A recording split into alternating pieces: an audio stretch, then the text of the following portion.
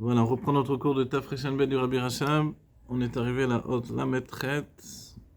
Qu'est-ce qu'on va dire? Ce qui est merveilleux avec l'étude de la Chassidut, c'est que finalement, elle est tellement profonde que quand on n'est pas investi dans son étude, on a l'impression qu'on n'a pas en nous les éléments nécessaires pour y accéder.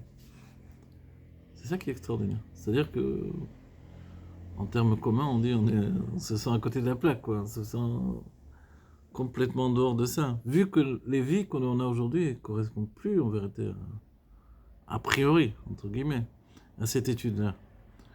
Tandis que, évidemment, de l'époque du Rabbi Rachab, du Rabbi Rayat, c'était des gens qui étaient totalement investis dans la voda, c'est-à-dire le travail de prière, les chassidim, il y avait la mesure des chassidim qui mettaient vraiment dans le maasé, qui transféraient tout ce qu'ils étudiaient dans la réalité.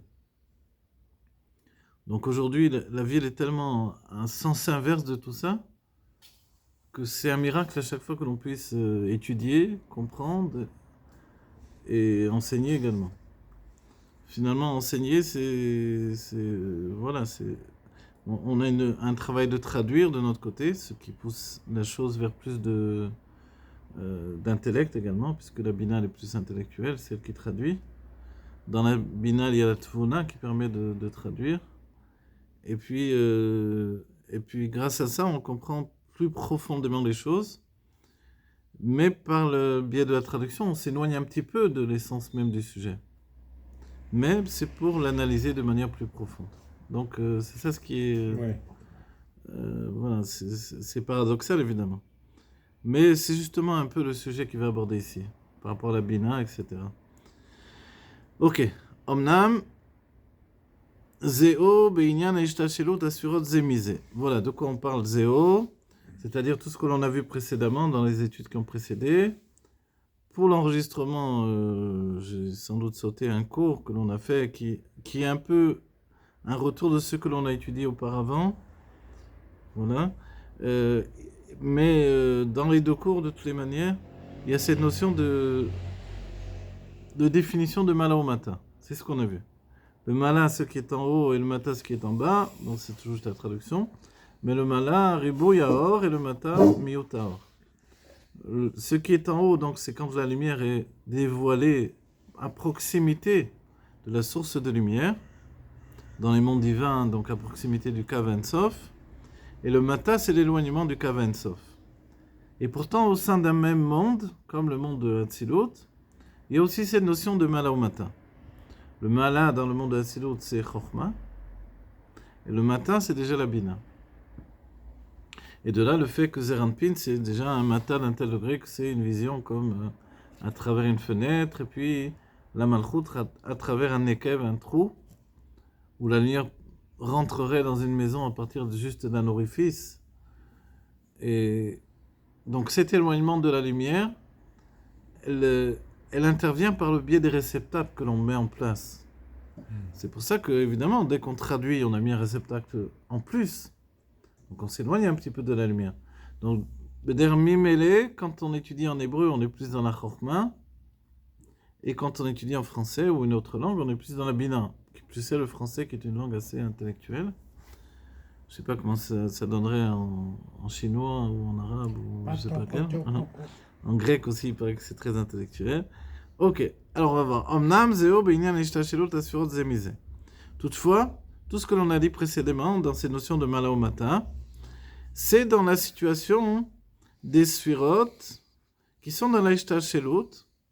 Alors les sphirot dans l'ishtashelu, c'est-à-dire l'enchaînement des mondes, donc ce sont des chaînes où le niveau supérieur s'enchaîne avec le niveau inférieur.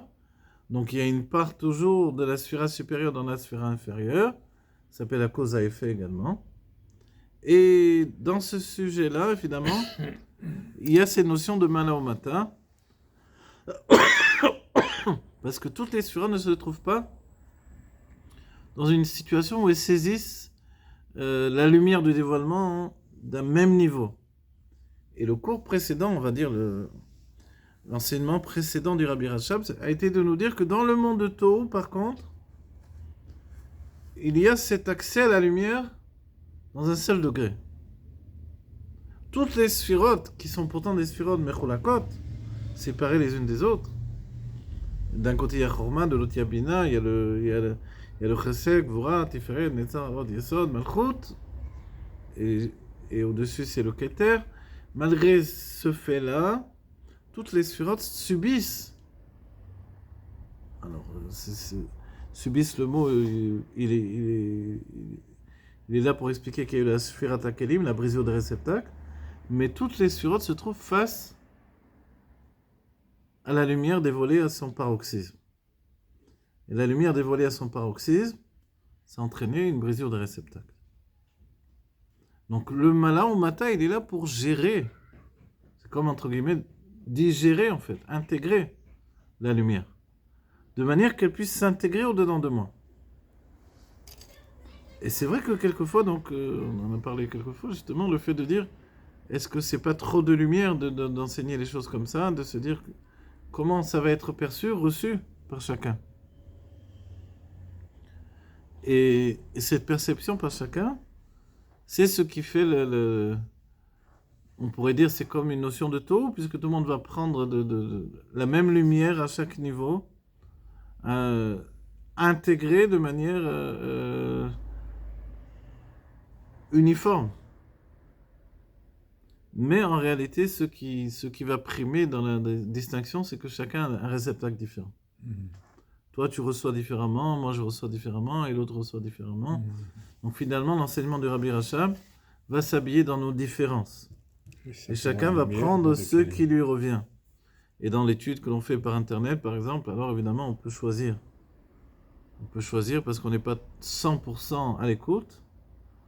On peut choisir parce qu'on peut remettre en arrière ou faire passer quand c'est pas quelque chose que je peux intégrer. Et bon, voilà. Et ça, c'est chacun qui va faire le tri personnel.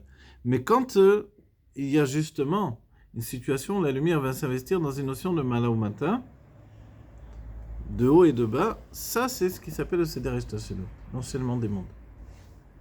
D'accord ? C'est-à-dire que quand on dit l'enchaînement des mondes, on a souligné qu'il y a dans le Or Pnimi, la lumière qui s'intériorise, c'est une notion de Mala ou Mata. Vechen beitavut haolamot zemizeh, également dans la naissance des mondes les uns par rapport aux autres. De birdé sheye asfira tartona, meliona olede miyutaor. De manière à ce qu'il y ait une sphira inférieure qui provient de la sphira supérieure, c'est par rapport à ce qui s'appelle le miyutaor, le fait que la lumière se soit diminuée. Alors j'ai utilisé le terme se soit diminuée, je ne sais pas si c'est du bon français, mais si je dis que la lumière soit diminuée, on a l'impression que c'est quelque chose qui vient de l'extérieur d'elle-même. Tandis que ce que nous a fait comprendre le Rabbi Rachab, c'est contracté. Voilà, il y a en elle une évaluation pour aboutir à la pénétration dans le réceptacle. Et pénétration, c'est-à-dire de faire qu'il y ait une osmose entre elle et le réceptacle. Donc effectivement, elle agit sur elle-même. Et ça, c'est la notion de Mala ou Mata dans les lumières, comme il y a la notion de Mala ou Mata dans les réceptacles. Kemoïsa Shelut Abina, et nous donne l'exemple directement. Donc on n'a pas trop bougé en vérité de Chorma et Bina. Et comme dans l'Aishta Shelut, dans l'enchaînement qui fait que depuis, dans la Bina, on va dire, depuis la Chorma, donc la Chorma va influencer dans la Bina. La lumière dans la Chorma, on a dit qu'elle est vraiment avec tout son éclat de lumière. Et Chorma est en Keli Rishon pour recevoir du Keter. Et puis, on pourrait dire que la Chorma, elle ne sait pas trop ce qui lui arrive. C'est pour ça qu'on dit Chorma, mais un Tematse. Si on humanise la chose, entre guillemets. C'est-à-dire que la Chorma, pour bien comprendre, elle est tellement submergée par le dévoilement, par la lumière, qu'en elle, il y a cette notion de non-existence, en fait. C'est pour ça qu'on dit les réceptacles de Chorma. Donc, le réceptacle, on sous-entend les otiyot, les lettres du langage de la Chorma. Ce sont des otiyot ne'elamot. Ce sont des lettres qui n'apparaissent pas. Il nous a dit cette image-là, Rabbi Rachab, il nous dit comme à l'image des sentiments, quand quelqu'un est submergé par les émotions. Et là, dans la Chorma, il y a ce fait-là d'être tellement saisi par l'enseignement qui est comme une évidence, que finalement, il n'a pas de recul nécessaire. Il n'a pas le recul nécessaire pour l'analyser lui-même. Donc c'est ça ce que ça veut dire qu'il n'y a pas de otiyot. Donc en fait, il est vraiment en premier degré. Il y a une image qui est donnée par le Zohar. Le Zohar dira qu'il y a un moment où Dieu ouvre toutes les portes des mondes divins, de manière à ce qu'il soit possible ce qui s'appelle l'Eistakla Beikara de Malka. C'est-à-dire de voir dans l'intensité du dévoilement divin, mais dans son essence.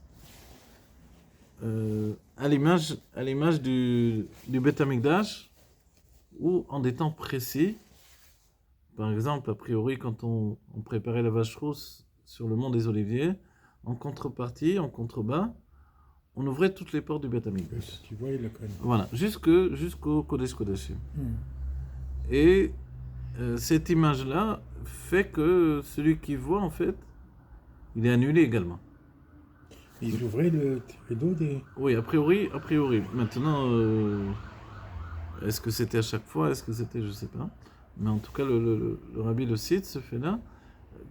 Et le rabbi dit que dans la Géoula, on pourra tous accéder au Kodesh Kodashim. Parce que le juif est en relation avec ça. Et il y a ce Hayom Yom qui nous dit que la Chassidut est là pour mettre le juif face à l'essence de Dieu. Et il dit le terme Atzmut Ensof, avec l'essence infinie de Dieu. Donc le juif qui se met face à l'essence infinie de Dieu, c'est-à-dire qu'il écarte toutes les possibilités d'éloignement de Dieu. C'est une rencontre entre le juif et Dieu. Ça, c'est la Chassidut. Ok. Dans les mondes divins, il y a cette notion-là, où Dieu ouvre toutes les portes, si on peut dire, des mondes divins. Et on dit qu'à ce moment-là, toutes les clipotes, les créatures qui sont liées au mal, s'enfuient. Et fuient. Oui, mais c'est étonnant, parce qu'après, oui, elles aussi sont intéressées par le bien. Elles aussi sont toujours à la poursuite de la Kedusha. Même les Shindalitim étudient la Torah, etc. Donc les démons étudient la Torah. C'est qu'ils ont un besoin de se nourrir de Torah aussi, tu vois. Sauf une partie des Juifs que des fois ils apprennent la police. Alors, on dit alors, mais pourquoi dans ce cas-là les forces du mal fuient? Parce que leur but c'est aussi toujours de prendre de la vitalité de la sainteté. Parce qu'en fait, cette vision-là, elle occasionne une sorte de disparition de la conscience. Voilà, en termes français, on va dire. À nouveau, on explique en français. C'est-à-dire que c'est un bitul bemetziut. Une soumission dans voilà, la personne n'existe plus. Elle est tellement... Dans l'existence. Elle n'est pas simplement ce qu'elle voit, elle est devenue ce qu'elle voit. Elle comprend que cette vision de l'essence de Dieu fait que non minevado, il n'y a rien d'autre que Dieu. Donc, N, c'est le nom N, il n'y a pas. Donc on disparaît. Et ça, c'est... Donc les forces du mal s'enfuient. Il y a toutes les forces qui tournent autour de la sainteté, même dans les mondes divins, qui pourraient à ce moment-là voir jusqu'à l'intériorité du divin, prennent fuite. Voilà. Alors pourquoi j'ai dit ça ici? Pour nous faire comprendre que la Chokhmah, elle est en lieu et place de ce dévoilement-là. Elle est face à un dévoilement qui fait qu'elle est complètement annihilée. Elle ne sait pas si elle existe. Elle est à la limite entre l'existence et la non-existence. Ce qu'on a étudié déjà quelques fois, la notion de Metziut Bilti Nimset. Une existence qui n'est pas là. Qui n'existe pas en fait. Ouais, j'existe mais je n'existe pas. Tu flottes dans les airs. Voilà, ça c'est la Chokhmah.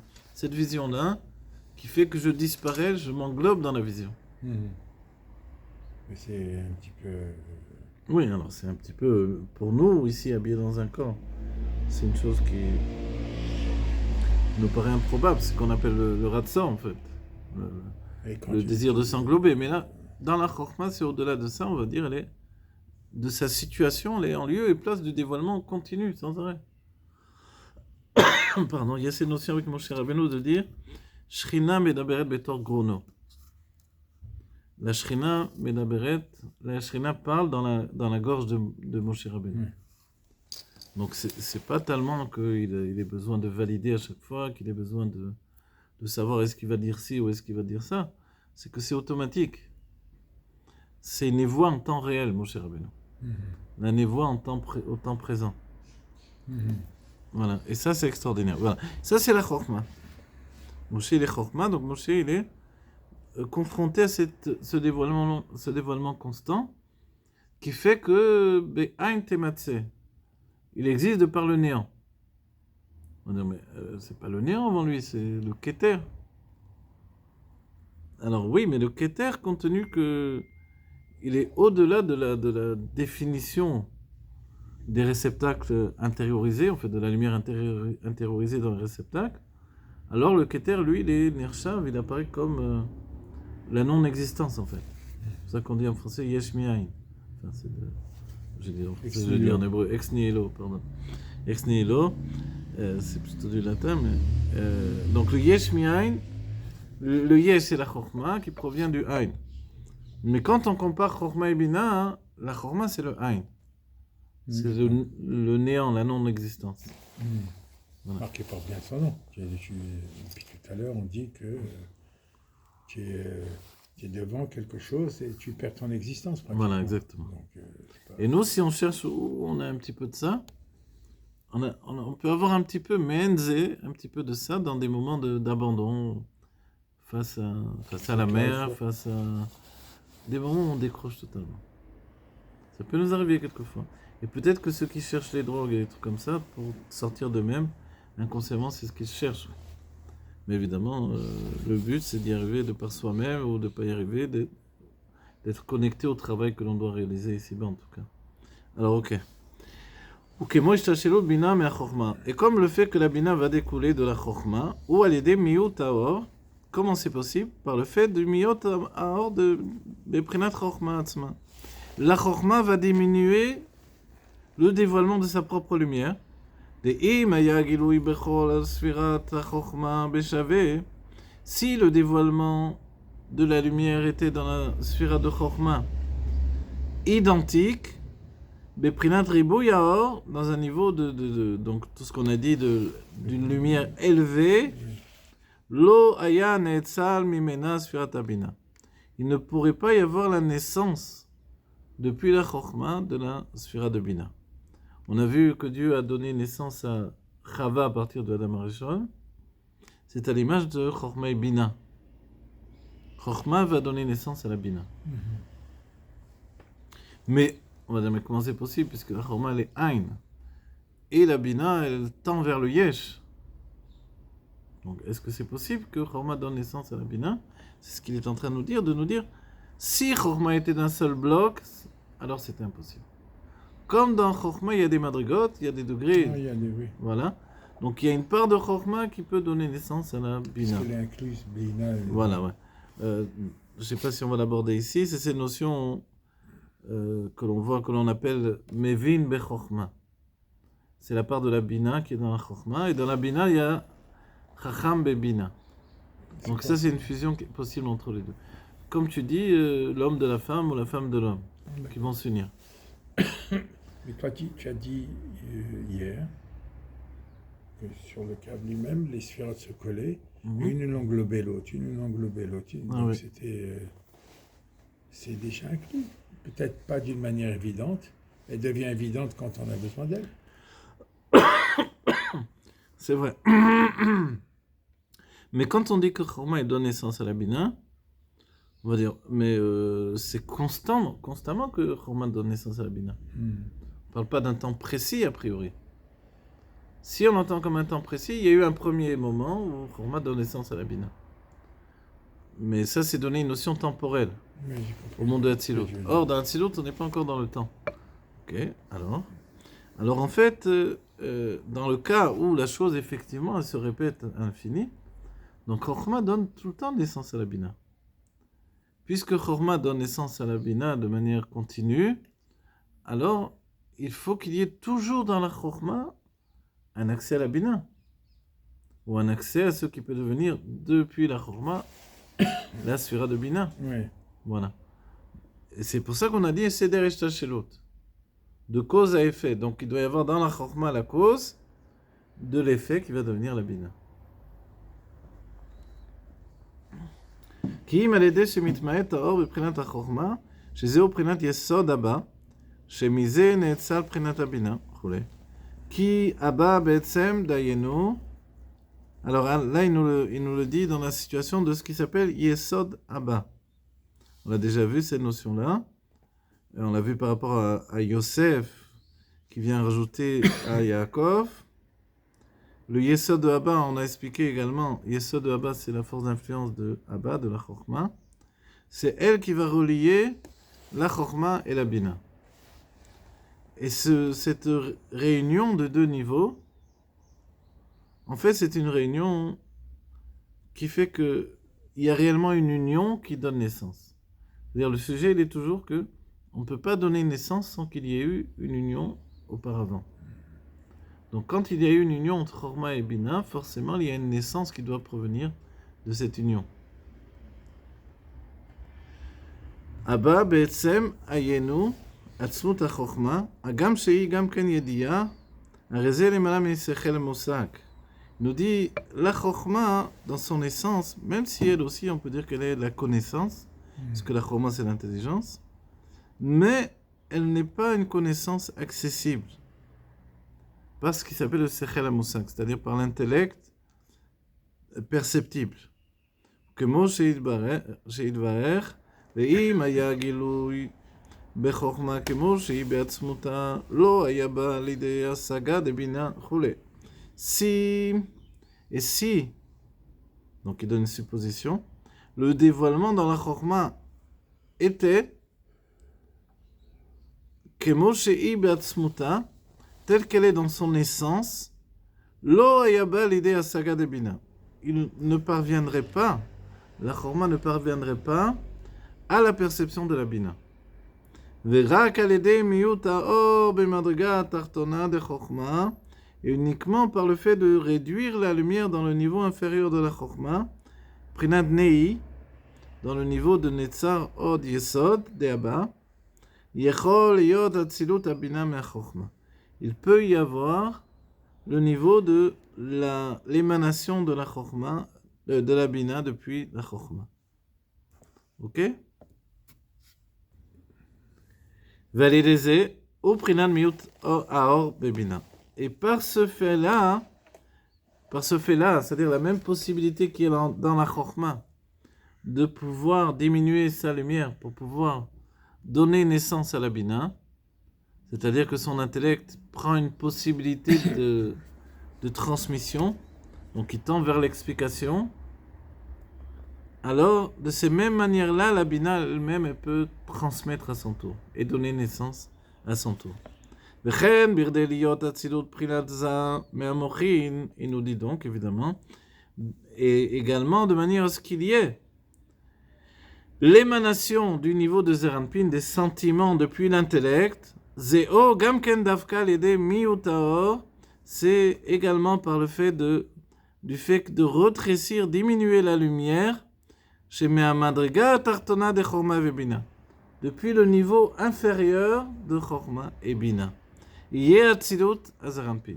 Alors, il y a la naissance de Zeranpin. Donc là aussi, à nouveau, dans la Bina, il y a les trois sphirotes inférieures de la Bina, qui sont le niveau de Netzar Od Yesod. Et depuis ce niveau de Netzar Od Yesod de Bina, il y a une possibilité de transmission vers les sentiments. Et ensuite, ainsi de suite, de manière à ce qu'il y ait la naissance. Là, tout à coup, il a utilisé le terme Itavut et non pas Atzilut. De manière à ce qu'il y ait la naissance de Bria Yetzira depuis Atzilut, depuis l'émanation.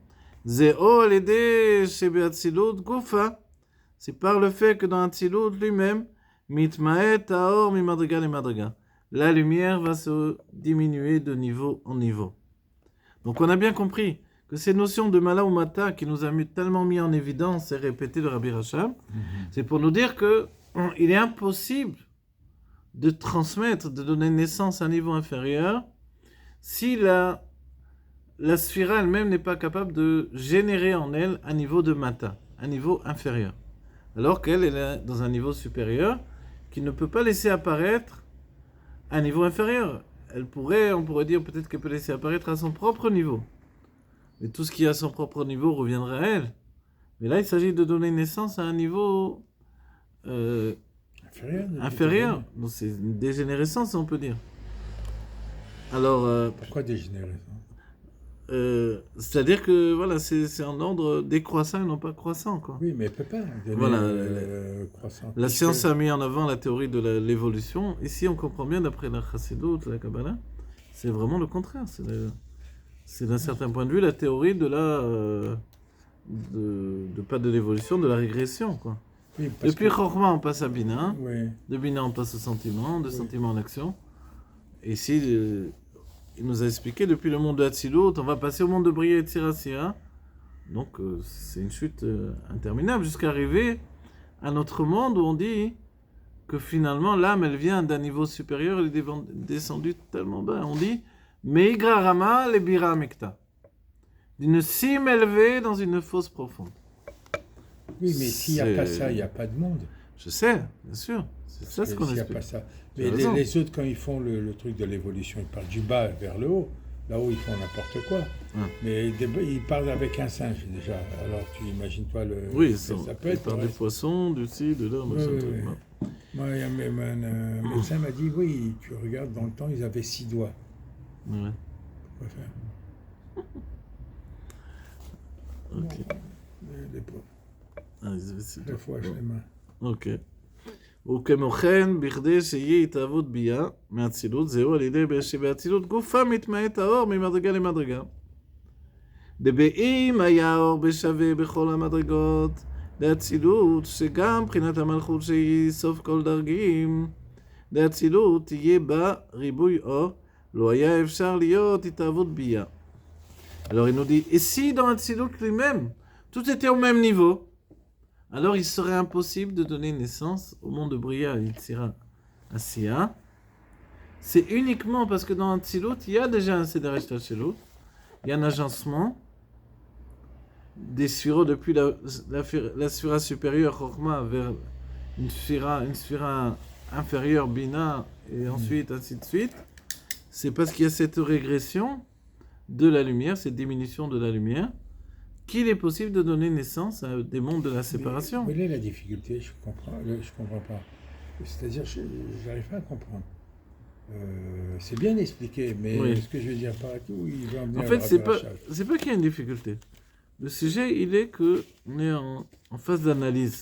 Oui, C'est un peu comme une opération chirurgicale. Les premiers grands peintres, comme à l'époque de la Renaissance, Lavdine, Léonard de Vinci, Michel-Ange, ils faisaient des dissections en secret pour comprendre comment ça marchait de l'intérieur le corps. Je veux dessiner le corps de l'extérieur, mais comment il est construit de l'intérieur. Si on ne sait pas comment fonctionnent les muscles, c'est pour ça etc., que je veux dire. on n'arrive pas à comprendre. Ici, le Rabbi Rachab, lui, il analyse des stades successifs qui permettent qu'il y ait une définition du Mala Umata, et que le Mala Umata, le haut et le bas, fait en fait partie de la construction des mondes. Oui, mais ça, c'est-à-dire que c'est évident chez lui. C'est évident dans la Torah. Puisque Ok. puisqu'on est dans un monde de sphirotes. Donc, automatiquement, tu sais, le mécanisme, il marche. Comment il marche, je ne sais pas. Mais on est dans un monde de sphirotes. Alors, c'est ça que, voilà, que Donc, tu as dit j'en comment peux il pas. marche, je ne sais pas. C'est là où il te explique comment ça marche. Oui. Voilà. C'est-à-dire que toi, maintenant, tu veux enseigner la Chassidut, par exemple, avec ces notions-là, à quelqu'un qui n'a jamais abordé tout ça. Oui. Si tu n'es pas capable de générer en toi un niveau inférieur, ou si tu ne le possèdes pas du tout J'allais en dire, toi, je vais donner ton numéro de téléphone, mais ça aurait été vexant. euh, Si je suis pas capable, je donnerai un numéro Non, non. supérieur. si en toi tu ne possèdes pas le niveau inférieur, Oui. tu ne pourras pas transmettre à ton tour. Disons qu'il y en a un, il s'assoit là et il n'a jamais étudié de sa vie. Il aborde, il dit c'est quoi ça, Bina, Chokhmah, etc. Alors il faut bien lui transmettre. Et pour lui transmettre, il faut C'est avoir le pris niveau un peu de inférieur, je recul comprends pas. par rapport à la chose. C'est Hein? le niveau inférieur, j'arrive pas à comprendre. Non, c'est-à-dire, je comprends, j'assimile pas. C'est quoi un niveau inférieur un prof, un rabbi, Il a un niveau inférieur, il n'a pas un niveau inférieur. Il monte le niveau inférieur à lui. Oui, mais quand le rabbi nous a enseigné les sikhot, par exemple, sur le Rambam, le Rashi, etc., c'est le niveau inférieur du rabbi. Le rabbi qui enseigne la Kabbalah, la Chassidut à son niveau tel qu'on l'étudie ici, ça c'est le niveau supérieur du rabbi. Tu comprends? Ah, tu fais la différence comme Voilà. ça. D'accord, ok. Donc la plupart des gens, tu les mets en face de ça, ils tiennent même pas 5 minutes. 5 minutes, après ils disent bon, j'ai des courses à faire. Faut que j'y aille. Donc tous ceux qui ont accès à ça, c'est que leur âme est déjà elle s'est tournée vers la Géoula déjà. Tandis que les autres sont tournés encore vers l'exil. Tu vois? C'est ce qu'on a dit quand le peuple juif a fait 3 pas en arrière. Le Hari a dit c'est une chose terrible qui s'est passée. Ils n'ont pas voulu recevoir la Pnimiut Torah. Oui, mais Dieu, il l'a amené. Ils étaient esclaves, donc on peut les comprendre. Mais de passer de l'esclavage à la libération par l'accès au monde divin directement, alors ils n'étaient pas prêts à ça. Oui, mais c'est grâce à ces 3 pas que tout a pu s'exprimer par le ciel, tout ça. Si on aurait fait tous 3 pas en avant, on aurait fait quoi? On aurait fait été la guerre immortel, il y entre aurait nous. la Géoula directement. Et Ouais. immortel? Ouais. Pour toujours, oui, c'est ça. On aurait accédé là. On n'y aurait pas eu les secondes Luchot, il n'y aurait pas eu de Bon. la faute du Vaudor, etc. On n'aurait pas mis Moshe en intermédiaire entre nous et Dieu. On aurait été chacun en lieu et place de Moshe. Et Moshe, il savait bien tout ça. C'est ce Oui, qu'il voulait lui, pas. il a voulu ça. Alors, donc voilà. Mais quoi qu'il en soit, aujourd'hui, on est en train de faire le tikkun de ça. Si nous, on est monsieur tout le monde, on n'est même pas des bénonymes, dans l'esprit du Tanya, on va dire en tout cas, le rabbi nous voit comme des tzadikim, on est tous des tzadikim de manière générale. Quand il n'y a pas de super-héros, on est tous des super-héros. donc on est tous des tzadikim aujourd'hui, vu qu'il n'y en a plus dans la Tmouna. Donc c'est merveilleux, on est tous des juifs. Ok. Et on se tourne vers la Pnimiut Torah. Mais il y en a encore qui ont beaucoup de mal. Parce que ce langage-là, ça annihile, Ça les dégage. ça les détruit de l'intérieur d'une certaine manière. Ils sont comme Ça ça. les détruit, pourquoi? C'est pas de leur faute, c'est leur éducation. Voilà, Tu as donc un l'éducation mec, matérielle, le truc, toute la d'un. semaine à se fatiguer aussi pour la parnassa, de chercher l'argent et de ci et de ça. Il n'y a pas un esprit suffisamment immatériel pour aborder ça. Parce que finalement, c'est pas compliqué cet enseignement-là. Mais il demande d'être assez immatériel par rapport au monde matériel. C'est sûr que quand on est du matin au soir au téléphone en essayant de vendre son produit, etc., et de se faire penser pour Jean-Marc, alors qu'on s'appelle Moshe, Oui, d'accord. etc., c'est pas évident ensuite de venir étudier ça. Donc, combien on a les nerfs? Combien de temps, combien de dates on a pour fournir, pour étudier ça? Donc, la plupart se détournent de ça. Ils restent dans le monde qu'ils connaissent, le monde du bœuf et de l'âne. Mais non pas le monde qui transcende tout ça pour accéder au monde divin. Mais dans la Géoula, voilà ce que l'on va voir et étudier, on dira Zekeli Ben Veo. Et plus on s'est avancé aujourd'hui, plus on se rapproche. Plus on pourra voler de nos propres ailes. Étudier directement avec Dieu, avec les tzadikim, avec le Rabbi Rachab. Oui, mais je suis d'accord avec toi avec ce que tu dis. Le problème, il est très simple, c'est que toutes les difficultés, c'est Dieu qui amène tout. Si tu laisses Dieu, tu lui laisses toutes les difficultés, parce que c'est lui qui les a créées, tu peux être débarrassé de tes problèmes pendant cette étude. Tu comprends, tu peux avancer, tu sais que Dieu, il fait tout. Il veut qu'on vive, tant mieux, il veut pas, dans l'instant qu'il va dire, qu'est-ce qu'on va se battre avec qui, les oiseaux. Alors donc, à partir de là, tu t'appartiens pas à toi-même. Oui, tu as raison. De toute façon, les vies que l'on fait sont des vies organisées par Dieu, c'est vrai. Mais en même temps, voilà. À la fin, on est devenu plus petit dans la compréhension, dans le sentiment du divin. Mais on peut étudier plus. Je suis pas d'accord avec toi là-dessus. Non, c'est les rabbis eux-mêmes qui l'ont expliqué. Non, mais pourquoi tu sais? Parce que les âmes sont devenues plus petites, c'est comme ça. C'est-à-dire que on ne sait pas ce que ça veut dire l'intellect d'un Tana. Un Tana qui a ça dans les mains, ça y est, son âme est part, il ne revient plus. Tellement il accède à la compréhension de tous ces enseignements-là. Donc nous, on y accède à notre niveau, mais la vie est continue. Oui, mais si tu reprends le chemin inverse, le chemin inverse. On a dit que maintenant, on vit dans le Etzem d'Akadosh Baruch Hu. Là, D'accord. le Etzem Alors ça, c'est vrai. Oui. Ok. Bon. Alors, c'est pas, tu dois pas monter étape par étape. Tu es dans une étape très haute et tu dois profiter de cette Alors, étape-là. ce qu'il y a, c'est, n'oublie pas, c'est que le Hatzmut d'Hachem qui se trouve dans la matière du monde, Oui. elle est le contraire du dévoilement. Or, la Géoula, c'est le dévoilement du Etzem. Ça, c'est à nous de dévoiler tout ça, mais pour nous-mêmes. Tu comprends ce que je veux dire? C'est à nous. C'est-à-dire que si Dieu va permettre de faire une fusion entre Dat Elion et Dat Arton, ce qu'il explique dans la Bête à la fin du livre, Oui. ou le Rabbi dans des Mamarim, où il explique les sujets qui ont trait à la Géoula, c'est la rencontre de Dat Elion et Dat Arton. C'est-à-dire la conscience où tout est Dieu. Oui. C'est à ça où tu accèdes à ça Oui, dans ces oui. livres-là. Donc ça fait peur parce que dans ce cas-là, j'existe plus. Et la conscience où tout est moi, donc tout est la vie, les voleurs, les tueurs, les voleurs, voilà, on connaît, alors voilà. Hein. Je l'appelle l'électricité. Voilà, l'électricité, les CD. Ok. Donc, qu'est-ce que tu choisis? Alors, tout le monde va dire, je peux faire, mais bon, quand même. Non, Bon, tu je préfère me choisis, débrouiller dans le monde. Oui, enfin, tu voilà. dis, moi, il faut que je paye mon loyer. Ouais. Et d'un autre côté, tu dis, bon, ah bah, on voit l'argent pour le loyer. Tu Voilà. vois que tu Alors, c'est les deux situations qui sont la Géoula. La Géoula, c'est quoi? C'est comme l'a dit le Rabbi, que le juif soit dans le bien matériel, parce que ça découle de son bien spirituel. Mais son bien spirituel ultime, c'est ces notions de Enon Milevado, tout est Dieu. On dit, oui, mais tu ne peux pas vivre à ce niveau-là dans le monde. Ok. Mais plus tu t'en approches, et plus tu t'approches de la Géoula, qui va faire fusionner ces deux niveaux-là. Donc celui qui s'exerce déjà à ça au sein de l'exil, c'est sûr que ça va être plus facile pour lui. C'est une chose naturelle. C'est une chose naturelle peut-être dans ton esprit, mais pour la plupart des gens, c'est pas une chose naturelle. Non, parce qu'on n'a pas su leur expliquer. Tu comprends? Il y a des gens, ça vient pas de leur faute. Ça va, regarde, comme tu vois, un mec, il étudie pas, il fait pas ça, il joue le tiercé, il dit à Dieu, je t'en supplie, fais-moi gagner. On voit bien qu'il y a quelqu'un qui peut le faire gagner. Il y a quelque chose au-dessus. Oui, Mais il ne sait pas tout l'expliquer. ça n'a il sait jamais. pas... Voilà. Toute l'étude n'a jamais empêché la foi. La foi, elle appartient aux juifs pas Oui, chauds. mais tu vois qu'ils ont quelque chose. Bien sûr, on est Tous tous les juifs, ils ont reliés, et quelque surtout chose. à notre époque, à ce niveau-là. Alors, on n'est plus le Yehudi Pachout, on doit le redevenir par un travail personnel. D'accord. Ce juif Pachout du Baal Shem Tov, il n'existe plus, parce que la vie moderne, on est trop sous le flux des informations. Il y a trop d'informations constamment. On n'est plus le Yehudi Pachout qui était isolé, en fait, de la réalité. Oui, c'est les informations qui tuent.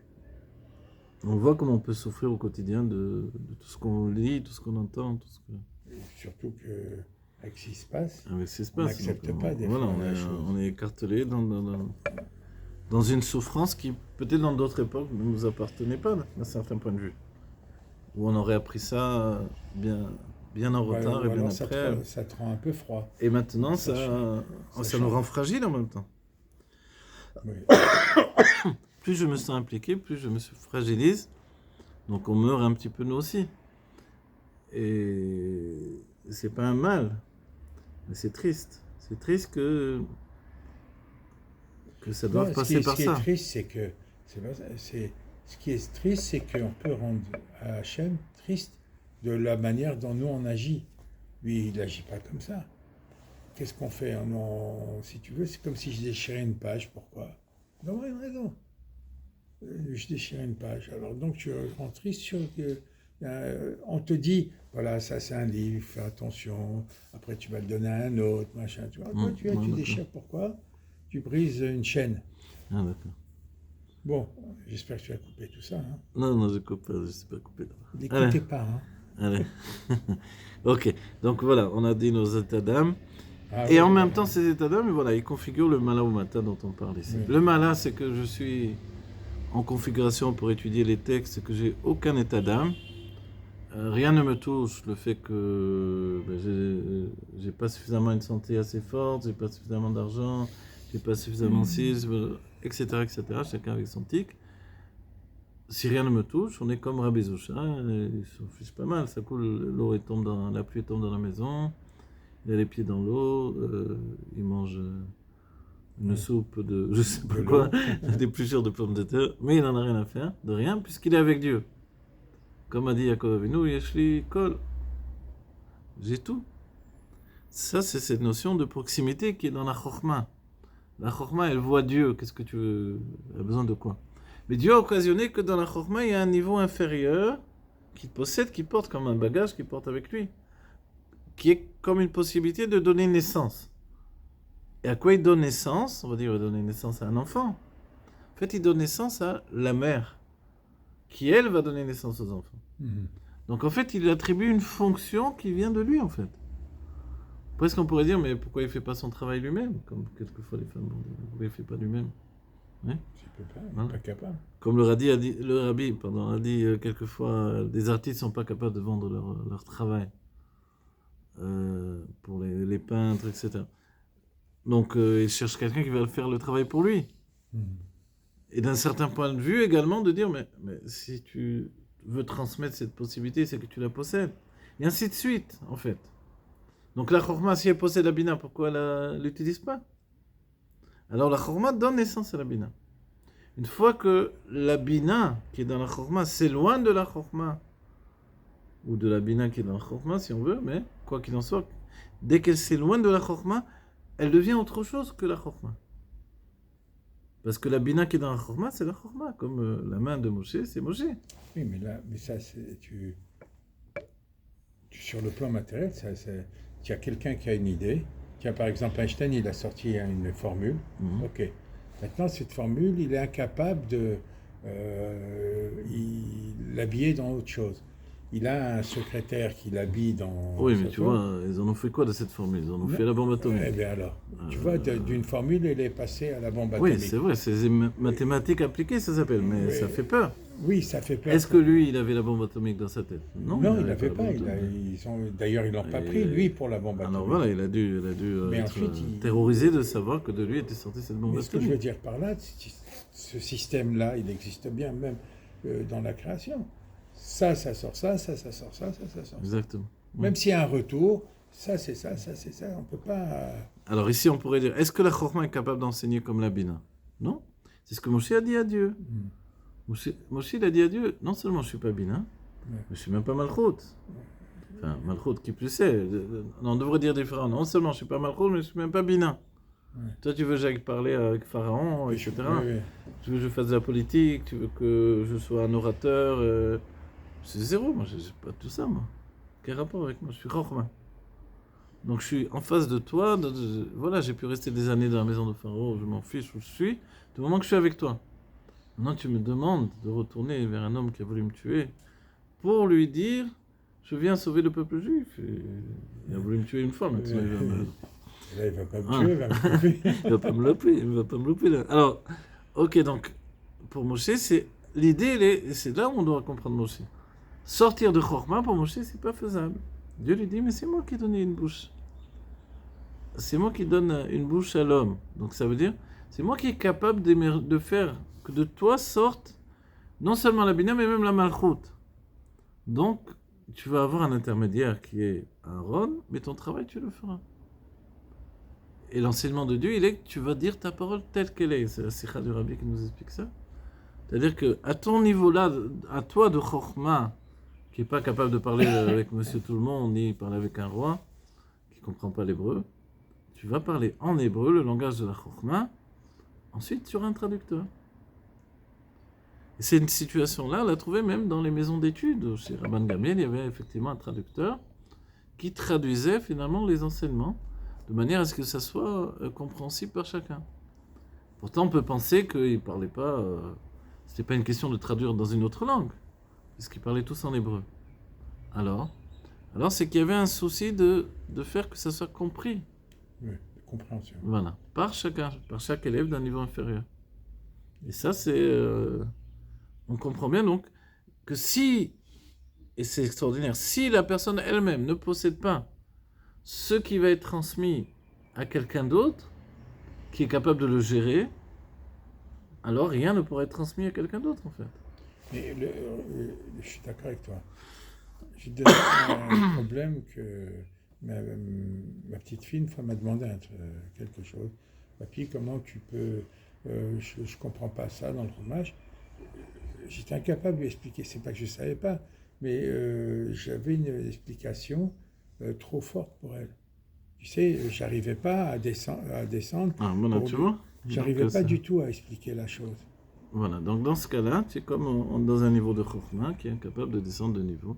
Et nous, l'exemple qu'on a eu, c'était Shatik Rav, quand Rav, il a donné un enseignement, l'histoire d'un veau, etc. Et puis il a dit qu'il était Tahor. Et on lui a objecté le fait que dans une même situation, sur un veau qu'il avait enseigné, il était tamé justement. Donc là c'est pur, d'après ce qu'il a dit. Les autres lui ont objecté, Lolimatano Ravelo, mais tu nous as pas enseigné notre maître. Une situation pratiquement semblable avec un veau également. Et là-bas il était tamé. Et au lieu de pourvoir l'explication, de leur expliquer les nuances, les différences, etc., il a dit Shatika. Il n'a pas parlé. Alors, j'imagine que les élèves ont de bien être surpris. Il n'a pas parlé, mais il n'est pas revenu sur son enseignement. Et le Chassidoute va expliquer, il va falloir des siècles avant qu'on me donne une explication, qu'il ne savait pas à ce moment-là générer la bina en lui pour expliquer des choses. Il a fallu qu'un autre élève vienne expliquer. Mais, alors on va dire, alors il manquait de bina. Et le Moram Saïd nous dit que non, il ne manquait pas de bina, puisqu'on a vu dans d'autres situations où il a expliqué les choses avec la bina. Alors, mais c'est qu'à ce moment-là, il n'avait pas de date, au contraire. C'est le date qui relie la chorma et la bina. Voilà. Donc on dit là, ce qu'on a vu, s'il n'y a pas d'union, il n'y a pas de naissance. Donc quand chorma doit donner naissance à la bina, il faut qu'il y ait une union. Oui, On dit, mais si la bina elle n'est pas encore née, avec quoi la chorma va se finir? Avec sa propre bina qui est en lui.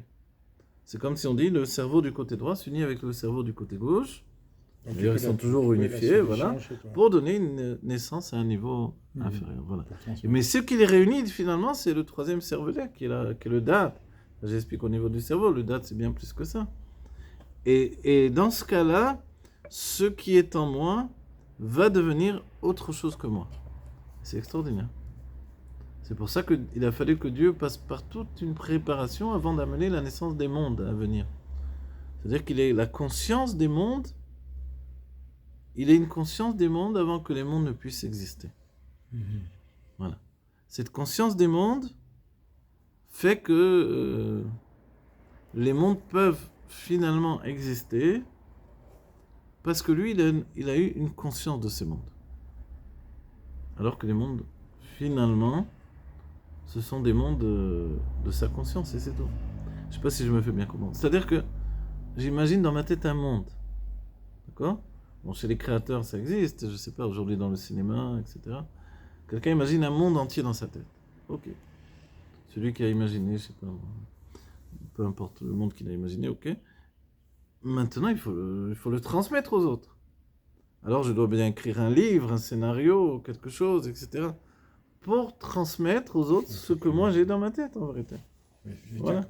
Donc, je dois trouver un langage adéquat qui peut être transmis par l'écriture, par le dessin, par l'image, par la parole. Et grâce à ça, je transmets le monde intérieur que j'ai en moi. C'est de cette équivalence-là, à ce niveau-là, que Dieu a transmis l'idée qu'il avait, lui, du monde. C'est comme tu écris un livre. Voilà, exactement. Et nous sommes les personnages de Dieu. Voilà. Et à partir de cette ligne, tu commences à... Voilà. Et il a eu l'idée, je vais faire des personnages, mais non pas des personnages statiques, qui ont un libre arbitre. Moi qui écris des romans pour transmettre des enseignements de Chassidut, ça arrive que quand tu écris un roman, le personnage il t'entraîne vers des choses que tu n'as pas du tout pensé. C'est presque s'il a un libre arbitre. C'est-à-dire de cause à effet, il se passe des choses auxquelles tu n'avais pas pensé. Alors nous, on est comme ça avec Dieu. Si on peut dire, l'Avdil peut-être, je ne sais pas. Mais on est là, on vit, on a notre propre mouvement de vie, notre... Mais de là, on peut aussi comprendre une chose, c'est que le fait que...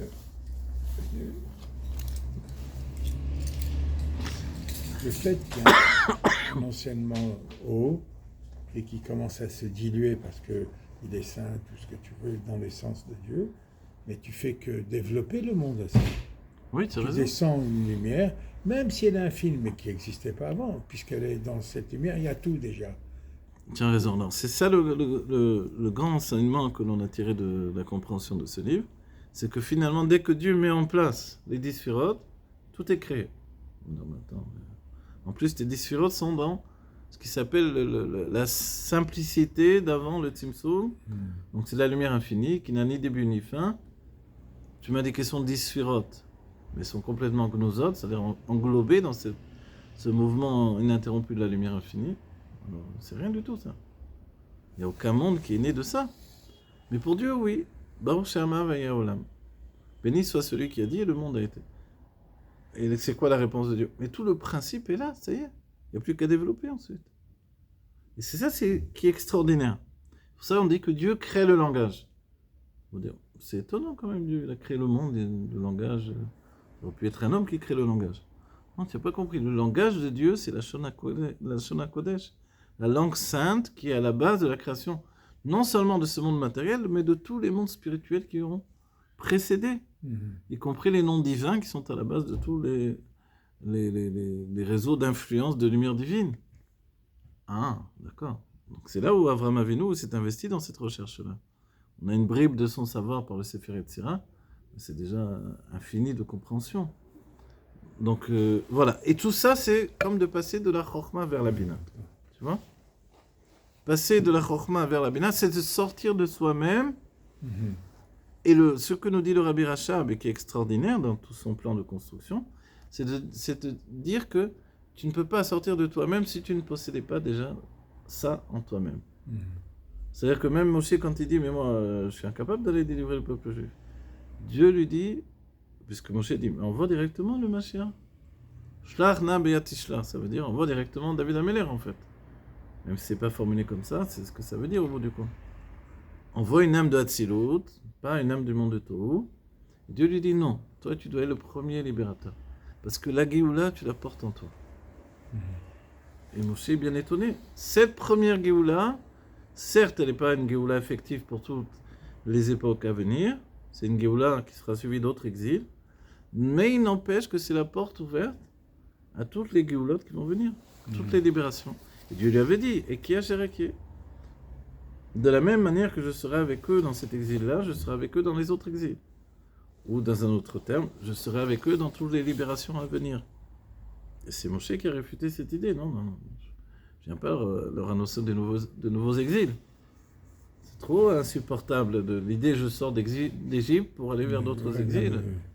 C'est-à-dire que si on avait dit au peuple juif, voilà, vous allez sortir d'Égypte, ensuite vous allez errer dans le désert pendant 40 ans, ça vous va? Écoute, laisse tomber, on va rester là. On va voir nos syndicats. On va rester là. C'est pas si mal laissé. Voilà. Donc, et on peut leur donner raison sans doute. Bien que, une fois que tu as été avec Dieu dans le désert, comme les Meraglim, tu ne veux plus rentrer en Eretz Israël. Ouais, parce que là, parce que tant que tu ne connais pas finalement le dévoilement divin, tu ne peux pas non plus l'appréhender. Ou tu le possèdes en toi déjà, et dans ce cas, tu peux configurer ton esprit pour y accéder, ou tu ne le possèdes pas. Et a priori, il ne le possédait pas encore. De la même manière qu'il ne possédait pas la terre d'Israël. Donc, prendre la nouvelle expérience de la terre d'Israël, c'était quelque chose qu'ils n'avaient pas en eux. Mais le chidouche de Dieu, c'est qu'il nous dit, non, c'est impossible que vous n'ayez pas en vous. La malchoute que vous avez en vous, c'est la terre d'Israël. Ah, mais la malchoute, elle est faite que de dévoilement, de paroles, d'action, de réalisation. Donc c'est ça la terre d'Israël. C'est un peu brutal, forcément, puisque c'est tout le temps dans l'action, etc., etc. En comparaison, mais vers à Yarden, dès que l'on traverse le Jourdain, comme ça on dit en français, le Yarden en tout cas, on se retrouve dans une situation totalement intellectuelle. On déconnecte, entre guillemets, on plane. Qui plissait dans le désert où il n'y avait pas de voix humaine, où il y avait cet isolement avec Dieu. Donc ils étaient totalement dans le Keter, si on peut dire. De passer de Keter à Malchut, c'est un peu rude, c'est un peu... La transition, elle est brutale. Donc les Meraglim, qui étaient des Anshechem, c'est-à-dire des hommes d'une grande élévation, des âmes de Hatzilut, ils ont dit, c'est pas possible, on ne peut pas passer directement comme ça. Tu nous parles de passer de Chokhmah de Hatzilut à Olam Asiyat Tarton, ou tout au moins le monde de Yetzira, dans la Malchut de Yetzira, ça nous a l'air un peu difficile à appréhender. Ok, donc tout ça, évidemment, pour comprendre tout ce que le Rabbi Rachab nous dit, Faut pas que ce soit juste des mots comme ça, vides de sens et pas de la Kabbalah. Alors, Vechen birdei liyot atzilut b'chinat za me'amochin. Donc la même chose, tu vois où on en est? Si on veut donner naissance au sentiment depuis l'intellect, évidemment, à nouveau, il y a ce sujet de miyut taor, bebina. La bina elle-même, elle doit faire un miyut taor. C'est ce qui s'appelle la tvuna. La tvuna, c'est comme un tavnit, une boîte, dans laquelle elle se configure. C'est comme le ventre de la mer, où tout à coup, il y a, dans le ventre de la mer, tout le placenta qui se met en place, c'est-à-dire un espace privé. Oui. Mais en fait, on a la même chose dans l'intellect, on ne le sait pas forcément. C'est-à-dire que quelqu'un a analysé, il se dit, oh là là, on m'envoie maintenant enseigner des choses extrêmement profondes comme ça à des gens qui n'ont pas de connaissances. Comment je vais faire? Alors il se dit, je vais prendre un style un peu cow-boy, un peu enfin peu importe la décision, mais qu'il faut. Du moment où il va prendre ce style-là, le grand danger, c'est que si ça fonctionne, il ne va pas en sortir. Il est resté lui-même enfermé dans la boîte. C'est là où il faut faire tchouva, sortir de la tchouva pour entrer dans la bina. Revenir à la bina, la zorb et tchouva. Voilà. Et la bina, c'est la she'ela, tu es toujours en questionnement. Si tout est une évidence pour toi, c'est que tu risques d'être enfermé dans et que tu t'exprimes. Parce que si c'est une évidence, s'il n'y a pas d'expression, il se peut que tu sois dans la chorma. Mais si tu es dans l'expression et tout est une évidence pour toi, il se peut que tu sois enfermé dans la tfouna. Tu vois? La tfouna, c'est un peu le piège. Mais ça permet à la bina de donner naissance au sentiment. Tu vois? C'est-à-dire la mère, elle se serait totalement séparée de son mari, elle est plus occupée qu'à ses enfants. Elle n'a plus l'esprit nécessaire pour communiquer avec le mari. Elle est devenue une mère uniquement. Donc évidemment que non, c'est pas comme ça. Le couple est obligé de se structurer en tant que couple également au niveau adulte, quoi.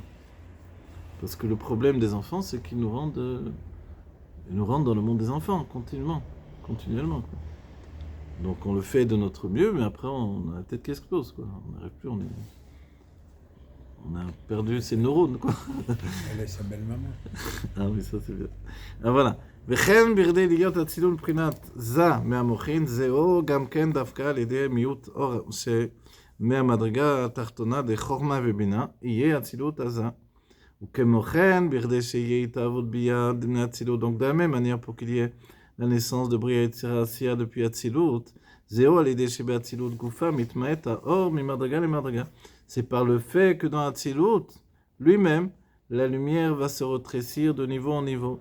Et si la lumière était au même degré, dans tous les degrés de Hatzilut, שגם בחינת המלכות שהיא סוף דכל דרגין, même le niveau de la Malchut de Hatzilut, qui est le dernier niveau de Hatzilut, יהיה בה ריבוי אור, mais s'il y avait dans la Malchut la même lumière qu'on trouve dans la Chokhmah, Lo aya efshar liot itavut bia. Il ne pourrait pas y avoir la naissance des mondes bria et tsirasiya. Ki im davka l'ede miut or yechol liot itavut. Donc c'est justement par le fait que la lumière peut se diminuer qu'il peut y avoir une naissance des mondes inférieurs. Vagam sheitavuti bederer enaror. Et bien que la itavut, elle est dans un sujet dans une manière de enaror. C'est quoi enaror? C'est qu'il n'y a plus aucune relation entre le monde de Hatzilut et le monde de Bria, etc. Quand tu regardes les mondes de Bria, où c'est vraiment l'apparition de l'intellect et de la conscience d'exister, même si c'est juste une efsharo, dirait le Rabbi Rayat, mais la simple possibilité d'exister me sépare de Dieu déjà. C'est pour ça qu'on appelle les mondes de la séparation. Donc, Adam Arishon était enfermé dans le Gan Eden de Bria. Donc là, il était protégé, la lumière de Hatzilut brillait dans le Gan Eden de Bria. Mais dès qu'il sort du Gan Eden de Bria, et qu'il goûte aux fruits de la Malchut, en fait, du bien et du mal, le bien, c'est le monde de Hatzilut, mais le mal, c'est l'existence qui est perçue dès que l'on sort du Gan Eden de Bria. Et alors là, la simple question, est-ce que j'existe ou est-ce que j'existe pas? Du coup, Dieu il peut poser la question à Yeka, où tu es. Yeka, ça veut dire que tu n'es plus au-dedans de toi. Tu n'es plus moi uniquement. Tu es devenu quelqu'un d'autre, donc je te pose la question. Où tu es maintenant? Mhm. Donc je suis sorti du Gan Eden. La sortie du Gan Eden, elle n'a pas besoin d'être uniquement physique dans le monde inférieur, même si ça existe aussi. Mais dans les mondes supérieurs, on sort du Gan Eden et alors on est confronté à la suggestion de l'existence. Et si Ça j'existais arrive, voilà. mais Et après, voilà. chaque seconde. Ça. Parce que tu poses une question, donc il y a une réponse qui va venir. Ouais. Et dans le monde de Yetzira, il y a le Tziur, le dessin de l'existence. C'est-à-dire que les sentiments prennent le dessus et les sentiments génèrent une image immédiatement. Et l'image, alors... Mais il n'y a pas eu la faute dans le monde de Yetzira, a priori. C'est pour ça que la terre d'Israël, où brille encore la lumière du monde de Yetzira, ce que dit l'Admorazaken dans Parashat Matot Massé, dans l'Écoute Torah. On est ici, en fait, dans le monde de Yetzira. Malgré qu'on est dans le monde de Asiya, a priori, mais il n'y a pas une Itlapshut réelle, il n'y a pas un vrai habillement dans la matière du monde de Asiya. Et c'est curieux, parce que la matière, elle est très très forte ici. Plus qu'en Chutzaret. Donc c'est ça qui est paradoxal, c'est extraordinaire. Et c'est le piège, en fait. L'image de la matière est plus forte que la matière elle-même. Qui est moins forte que son image, en fait. On le voit quand on a du Yetzirah. C'est pas tellement quand on mange une chose, on dit bon, c'était ça finalement. Quelqu'un qui se dépense des fortunes pour un grand restaurant, finalement, ou une grande bouteille de vin, je sais pas quoi. Et puis, Enfin, pas de vin. non, J'ai acheté des bouteilles, des bonnes bouteilles pour Shabbat. À chaque fois, le vin était piqué. Alors mon gendre il m'a dit, je t'en prie, papy, ne pense pas à l'argent pour le vin, laisse tomber, je vais prendre les bouteilles, c'est au bonheur la chance, donc chaque bouteille, elle est unique. Donc, le même vin, la même bouteille qui était délicieuse, tu achètes une autre, elle n'est pas bonne du tout. Donc en fait, de toutes les manières, l'image est plus génératrice de désir et de plaisir que la chose elle-même. Oui, tu fais croire ce qu'elle veut, hein, l'image. Voilà. Ça, c'est le monde de Yetzira. Et c'est là où on est enfermé ici dans Eretz Israël. C'est assez donc paradoxal. Mais c'est là où on doit réaliser. Et on a besoin. C'est pour ça que le divin est plus évident. Ouais. Voilà. Non, parce qu'ici, tu as tout, en réalité. Tu as tout et tu n'as rien. Tu as tout, oui, non, mais tu as tout et rien ne t'appartient. Voilà. Et constamment, tu n'as rien.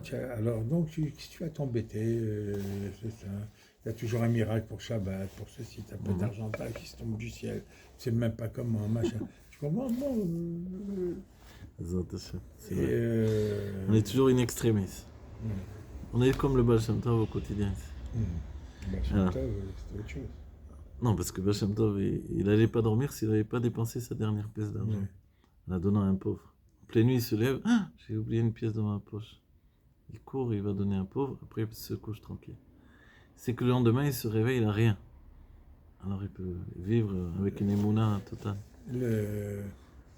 Zaken aussi, quand il s'est marié, il a demandé la permission à sa femme de donner tous ses biens aux Juifs, oui. Pour que les Juifs s'installent à la campagne et qu'ils ne vivent pas la souffrance de la vie. Voilà. Vegam sheitavoti bederer enaror, mekol makom. Bien que la naissance, elle est bederer enaror, c'est-à-dire donner naissance au monde de Bria et Yetzira Asiya, c'est couper court de tout ce qui est l'intensité du monde de Hatzilut. Mais kol makom tzareh liyot she'en, non, she'ain iye berer liyot mimenu itavut hayesh haïdit. C'est vrai que c'est ben avant, sans aucune commune mesure avec le monde de Hatzilut, dès qu'on parle de Bria. C'est ce qu'on a expliqué. Mais il faut bien qu'il y ait dans ce ain un petit peu de préparation, un petit peu de relation avec le yesh qui va venir en fait. Donc c'est presque si on dirait, c'est pas si bien erreur que ça. C'est ça ce qu'il nous dit Rabbi Rachel. C'est-à-dire c'est pas totalement sans aucune commune mesure quand même. Donc ça a été finalement, c'est un des grands chidushim de Rabbi Rachel, ça, d'expliquer que yesh erer dans le enaror. Alors j'ai dit en hébreu, c'est que dans la aucune commune mesure, il y a quand même une certaine mesure. Ça c'est le Rabbi Rachel. Qui fait que donc tout son développement, c'est impossible de dire que tout à coup, le monde de Bria, par exemple, ils viennent de nulle part. Ah bon? Ils viennent de nulle part. Et tu sais bien qu'ils viennent de la Malchoute quand même. Tu vois? À partir de là, il a Tu dit comprends? le Voilà. système. Donc, je sais pas où tu dis, cet enfant-là, c'est un génie, regarde son père, c'était un paysan, je sais pas quoi. Quel rapport? Et toi, tu peux lui dire, mais il n'a pas exprimé son intelligence, le père. Mais si le fils est un génie, c'est qu'il y avait cette intelligence dans le père. Ah, ok. Tu vois, c'est ça ce qu'il est en train de dire. Donc, tu peux pas dire que ça vient de nulle part. S'il n'y avait pas, mais Enze, un petit peu de ça dans la Malchut, il n'y aurait pas eu de Si possibilité. la mère intelligente, ça vient aussi la même chose que le père. La mère, voilà, c'est la Bina, donc c'est le savoir gérer l'intelligence. Ah, d'accord. Donc c'est pour ça qu'on a toujours une dette. C'est ce que je dis des fois aux gens qui me disent, bon, mon père il m'a rien donné. Il t'a rien donné. Il t'a donné l'intelligence qui fait que tu es en train de me parler maintenant et que peut-être tu as abouti toi. Arrête. Donc on a tous une dette quelque part. Et donc maintenant, si mon père il est parti, il nous a abandonnés. Alors il t'a appris au moins la liberté, je sais pas, l'indépendance, quelque chose il t'a transmis. והגם שהתאהבותי בדרך אין ארור מכל מקום צריך להיות שהעין יהיה בהר להיות ממנו התאהבות היש וכולי, כמו שכתוב במקום אחר. וזהו על ידי שבמדרגות דאצילות מתמעט האור ממדרגה למדרגה עד בחינת מלכות. אז אפשר להיות מבחינת המלכות התאהבות היש בדביה. Voilà, il nous dit, mais d'un certain point de vue, c'est comme s'il nous disait, mais pourquoi dans Atsilut il y a tous ces niveaux dont je t'ai parlé? De Chokhmah qui donne naissance à la Bina donne naissance au sentiment. Et après seulement on a la Malchut. Pourquoi, d'après toi? Qu'on est pas resté avec Chokhmah, et c'est tout. Mais pour donner naissance ensuite au monde de Bria et de Sirassia. Ils vont pas sortir de nulle part. Il faut qu'il y ait une préparation. Cette préparation, elle se fait dans le monde de Hatzilut. C'est ça ce qu'il nous dit. C'est Ben Aror, c'est vrai, mais c'est le passage qui se fait par un dilouk. C'est-à-dire, on coupe court à ce qui était pour donner naissance. C'est comme quelqu'un dit, bon, tu sautes dans l'eau ou tu sautes pas? Oui, j'y vais. À un moment, tu le pousses, allez, saute. Je sais pas. C'est-à-dire, si tu ne te jettes pas à l'eau, tu vas jamais apprendre à nager. Vas-y, à un moment, non, il faut. C'est pour ça que tu apprends à nager aux enfants. Oui. Fais gaffe, tu as enregistré. Donc, ça veut dire que c'est ça un peu l'état d'esprit. Mais quand tu sautes, tu laisses l'endroit où tu étais avant. Tu vois? Tu laisses quoi? L'endroit où tu te trouvais avant. Oui, Quand j'étais enfant, on sautait d'une immense falaise, je me rappelle. Ça faisait peur.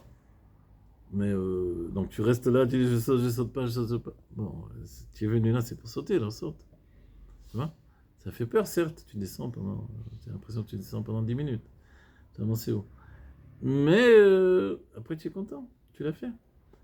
Et si tu es venu jusque-là, c'est pour le faire. Donc, s'il y a eu l'Avdil, s'il y a eu cette régression de lumière, de l'intensité de la lumière dans le monde de Hatzilut, quoi faire? Puisque Hatzilut est géré par la Chokhmah. On n'a pas besoin de descendre de lumière. Est-ce qu'il y a une raison à ça? La raison, c'est le monde de Bria et de Sirassia. Voilà. Mais maintenant, en tant qu'on reste dans la Malchut de Hatzilut, il n'y a rien qui vient encore. La Malchut, il faut qu'elle coupe court à son niveau. Il faut qu'elle fasse une sorte d'abnégation totale de son être. C'est-à-dire, j'ai créé un monde, mais personne ne me connaît. Qui est-ce? C'est Dieu. C'est ça Dieu. J'ai créé un monde, mais je suis innocent. Personne ne sait que c'est moi. Ok. Et il y avait un grand sage de la Gemara qui était tellement riche qu'il possédait des villages entiers en Israël. Ou des villes même. C'est du temps de Rabbi Akiva, ça. Et un jour, il passe dans une ville qui lui appartenait en réalité. Et ils n'ont pas voulu le laisser passer à la douane, etc. Ils l'ont capturé. Ils l'ont mis dans un sac, ils le frappaient. Et en fait, ils ne savaient pas que c'était lui qui était le patron de toute cette ville. Parce que personne n'avait jamais vu. Donc, c'est d'un certain point de vue, cette situation-là. En réalité, on vient de te dire, tu sais, s'il n'y avait pas la Chokhmah de Hatzilut, tout ça, ça n'existerait pas. C'est pour ça qu'il y a le passage. Kulam et Chokhmah Asita. Je ne vois pas tellement la Chokhmah de Hatzilut ici. Où elle est, dans ce monde. Mais en fait, non, tout est Chokhmah de Hatzilut, mais transformé. Mais la lumière diminuée. Et puis, il y a eu une décision de couper court au dévoilement de la Chokhmah de Hatzilut, d'arrêter le monde de Hatzilut pour donner naissance à autre chose. Et en réalité, ce qu'on découvre, c'est que Dieu voulait justement ça. Il faudra la chassidoute pour l'accepter. Le Zohar commence à amener les choses, mais bon, c'est encore délicat. Mais d'accepter que tout ce monde inférieur, c'est le but de Dieu, finalement, et qu'on ne doit pas être comme des imbéciles à toujours dire où il est Dieu dans tout ça, etc. Tu n'as pas compris que c'est ça ce qu'il voulait Dieu, justement. Ah, mais pourquoi un monde fou comme ça? Parce que, justement, au sein de tout ça, il va y avoir un renversement total. Et c'est vrai que, malheureusement, on a vu que la souffrance qu'il y a eu depuis le 7 octobre, elle a donné naissance à une chouva sans précédent en Eretz Israël. Oui, absolument. Alors qu'il y avait, ceux qui ne vivent pas en Eretz Israël ne le savent pas, mais une grande clipa ici d'être anti-religieux jusqu'au bout, quoi. Dans les Mifsaïm, quelquefois, on a dit des paroles terribles, quoi. Les gens de gauche, ils te parlent comme d'une manière vulgaire, alors que tu viens leur proposer, quoi, de faire des mitzvot.